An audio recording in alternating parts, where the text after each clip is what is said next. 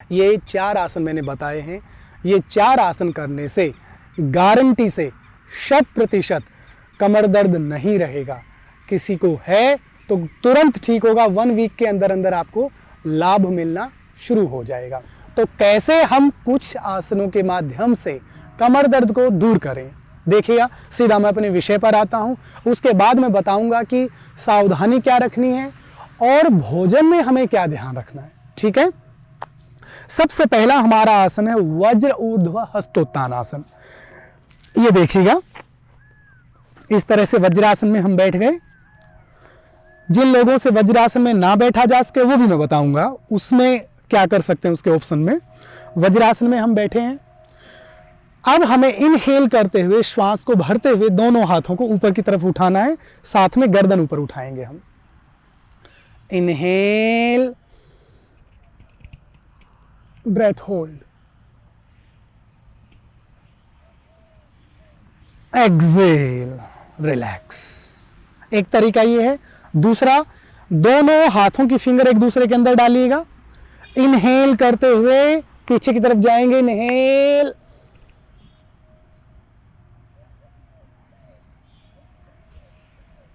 Relax. इस आसन को 2-2 बार, 3-3 बार रिपीट करना है हमें। अगर कमर में दर्द है या जो लोग ये चाहते हैं वो बिल्कुल भी ना हो, स्वस्थ हैं, तो आप अपने ऑफिस में बैठ के, अपनी चेयर पे बैठ के भी ये आसन कर सकते हैं। सीधे चेयर पर बैठे हैं, दोनों हाथों को इनहेल करते हुए ऊपर उठाया, होल्ड किया, सिंपल सा है। उसके बाद दोनों फिंगर एक दूसरे के अंदर डाली, इनहेल किया, होल्ड किया। होल्ड कितनी देर करना है दोस्तों, जो आपकी कैपेसिटी है। 5 सेकंड होल्ड कर सकते हैं, 5 सेकंड रोको, 10 सेकंड होल्ड कर सकते हैं तो 10 सेकंड रोकिएगा। ठीक है। ये तो हो गया वज्रासन में बैठ करके और कुर्सी पे बैठ के, यानी कि चेयर पे बैठ के। अब जो लोग नीचे बैठते हैं लेकिन वज्रासन में नहीं बैठ सकते, तो वो लोग इस तरह से सुखासन में बैठे हैं, आराम से आलती पालती लगा करके, और इनहेल करते हुए यूं पीछे जाएं, रोकें और श्वास को छोड़ते हुए धीरे धीरे वापस आए। ठीक उसी तरह से दोनों फिंगर एक दूसरे के अंदर डालें, इनहेल करें, पीछे जाएं, रोकें श्वास को, धीरे धीरे से वापस आए। ये हो गया एक सिंपल सा आसन। इसको हम बोलते हैं वज्र ऊर्ध्व हस्तोत्थान आसन। ठीक है। अब अगला आसन है हमारा मार्जारी आसन, जिसको हम कहेंगे कैट पोज। कैट पोज बड़ा ही कारगर आसन है कमर दर्द के अंदर। देखिए, बड़ा ही सिंपल तरीका है। नीचे कुछ मैट या चादर लगा लीजिएगा ताकि घुटने के ऊपर प्रेशर ना आए। ये पोजीशन रहेगी। ये सामने से देख लीजिए एक बार। ये जो शोल्डर की जो चौड़ाई है वो चौड़ाई रहेगी इस तरह से, और पैरों के अंदर भी वही चौड़ाई रहेगी। उसके बाद ये हम आए, श्वास भरते हुए इनहेल करते हुए गर्दन ऊपर उठाएंगे और कमर नीचे लेंगे इस तरह से। इनहेल,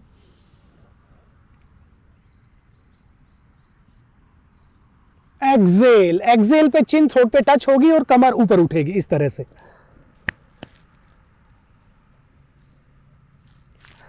इनहेल, गर्दन ऊपर, कमर नीचे।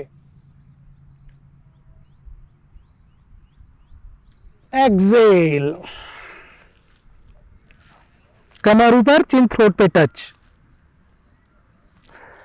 इनहेल, हर पोस्चर को 5 सेकंड होल्ड करते हुए।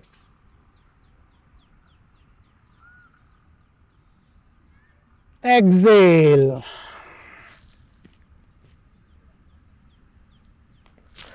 इनहेल,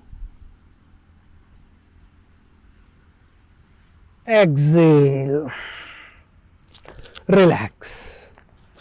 ये था मार्जार आसन। बड़े ही सहज तरीके से मैंने बताया है। हाँ, कुछ लोगों को सर्वाइकल की प्रॉब्लम अगर है तो उन लोगों को सावधानी यहाँ पर क्या रखनी है। अगर किसी को सर्वाइकल की प्रॉब्लम है, एक्सेल पे वो चिन को थ्रोट पे टच ना करे, ठुड्डी को गले पर ना लगाए, वो सिर्फ सामान्य रूप से गर्दन को ऐसे रखे, यूं नहीं करे। अब देखिएगा, जिन लोगों को सर्वाइकल है वो लोग कैसे करें इस एक्सरसाइज को, इस आसन को। इनहेल, एक्सेल, इनहेल, एक्सेल, इस तरह से। गर्दन को बिल्कुल यूं ना करें वो, बस ये सावधानी रखनी है हमें मार्जार आसन में।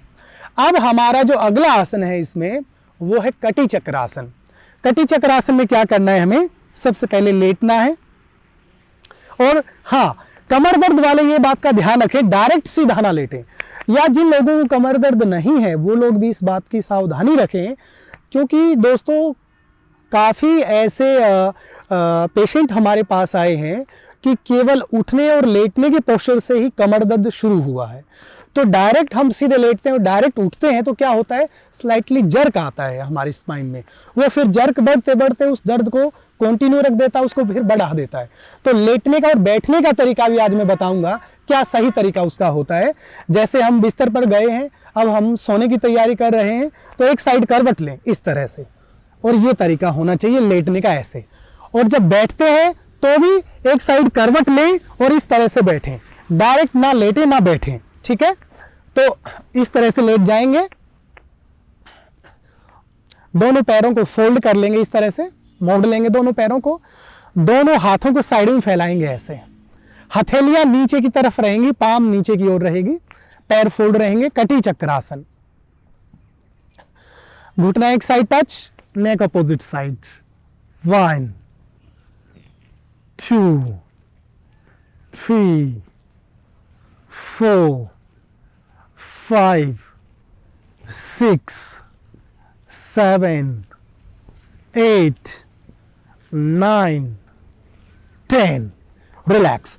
अब इसको कितनी बार हमें करना है, कम से कम 20 से 30 टाइम्स इसको इजी वे में कर सकते हैं। पैरों में सावधानी क्या रखनी, कुछ लोग क्या करते हैं, कटी चक्रासन को यूं करके जब दूसरी तरफ लेके जाते हैं तो पैर को यूं बदलते रहते हैं, वो यूं उठाते रहते हैं, तो ये बिल्कुल भी नहीं करना है। ध्यान रखिएगा, पैर बिल्कुल एक जगह पर फिक्स रहेंगे, एक जगह पर शिथिल रहेंगे, ठीक है। और ये हमारी पोजीशन रहेगी। हाँ, घुटना जिस तरफ जाएगा हमारी जो गर्दन है वो उसके अपोजिट रहेगी, ये ध्यान रखें, इस तरह से। ये तो दोस्तों ये था हमारा कटी चक्रासन। कमर दर्द की सीरीज हमारी चल रही है। सबसे पहले मैंने बताया है वज्र ऊर्ध्व हस्तोत्थानासन, उसके बाद मैंने मार्जारासन बताया है, उसके बाद मैंने बताया कटी चक्रासन।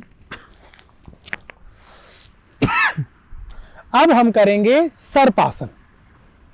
पेट की तरफ लेटना है इस तरह से,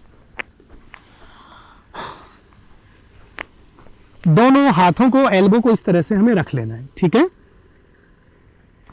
और इनहेल करते हुए, श्वास भरते हुए ऊपर उठेंगे। इनहेल, ऊपर देखिएगा,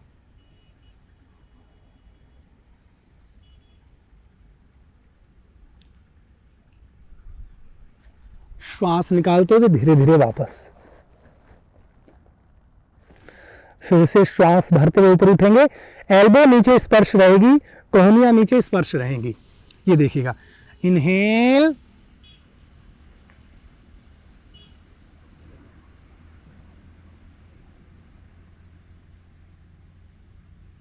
रिलैक्स। अब आराम से बैठ जाइएगा। इस आसन की आवृत्ति हमें करनी है कम से कम 3 से 5 बार, मिनिमम 3 टाइम्स, मैक्सिमम 5 टाइम्स। तो ये ध्यान हमें रखना है। ये 4 आसन मैंने बताए हैं, ये 4 आसन करने से गारंटी से 100% कमर दर्द नहीं रहेगा। किसी को है तो तुरंत ठीक होगा, 1 वीक के अंदर अंदर आपको लाभ मिलना शुरू हो जाएगा। अब हम बात करेंगे भोजन की, कि भोजन में हमें क्या सावधानी रखनी है, क्योंकि कमर दर्द में क्या है, भोजन बड़ा ही महत्वपूर्ण भूमिका निभाता है। तो हम कोई भी ऐसी खट्टी चीज़ ना लें या कोई भी ऐसी वायु कारक चीज़ ना लें जिससे शरीर में वायु बढ़े, जिससे शरीर के अंदर आर्थराइटिस की समस्या है। हम बात कर रहे थे भोजन की, तो भोजन में हमें सबसे पहले तो सावधानी रखनी है दोस्तों। वायु कारक चीज़ें कौन कौन सी हैं? गोभी, अरवी की सब्जी, मटर की सब्जी, राजमा, छोले, ये सब हम रात्रि के समय में बिल्कुल भी ना लें। रात्रि के समय में कोशिश करें हमेशा सुपाच्य और हल्का भोजन खाएं, ताकि पेट अच्छे से साफ हो, बॉडी में गैस बिल्कुल ना रहे, जिससे शरीर में किसी भी तरह का वायु दोष ना आ सके और कमर दर्द बिल्कुल भी ना होगा, नहीं होगा इन सब भोजन के तरीकों को अपनाने से। तो दोस्तों आज का हमारा जो विषय था कमर दर्द, हमने बताया किन आसनों से हम अपने आप को ठीक कर सकते हैं और भोजन में क्या सावधानी रख सकते हैं। इसी के साथ इजाज़त चाहूँगा। नमस्ते।